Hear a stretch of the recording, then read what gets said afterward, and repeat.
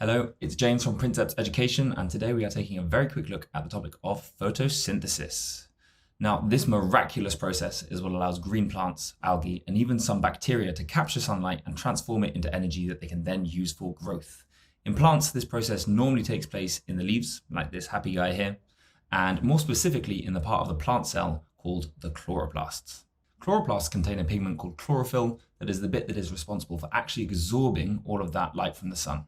It's actually the green color of those chloroplasts that gives nature its wonderfully green glow. So thank you, chloroplasts, I appreciate it.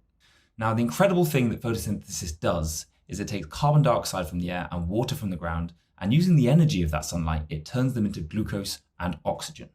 We can see this as a chemical equation too, and you can test yourself as we work through it. So let's see how many you can get. We've got carbon dioxide. That would be CO2. We've got water, H2O. Glucose is the hard one.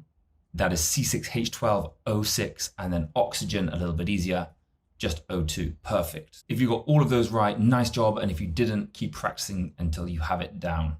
Now, this oxygen is mostly released back into the air, where animals like you and me use it to live. So thank you again, photosynthesis, because boy, do I like living. Now, the glucose is what the plant is really after here. And some of you might be thinking, I've seen this word before, and that's because glucose is just a sugar, and you find it in lots of the food that you eat on a day-to-day basis. So just like you, plants use this glucose for energy and for growth, and they do it in a few different ways. So let's take a look. In respiration, a glucose molecule can be broken down to release some of the energy stored inside it. In this way, you can think of glucose molecules as tiny little batteries. If you chain these glucose molecules together, the plant can make cellulose, and that is one of the key components in making the cell wall, which helps keep the plant very rigid and give it a nice structure.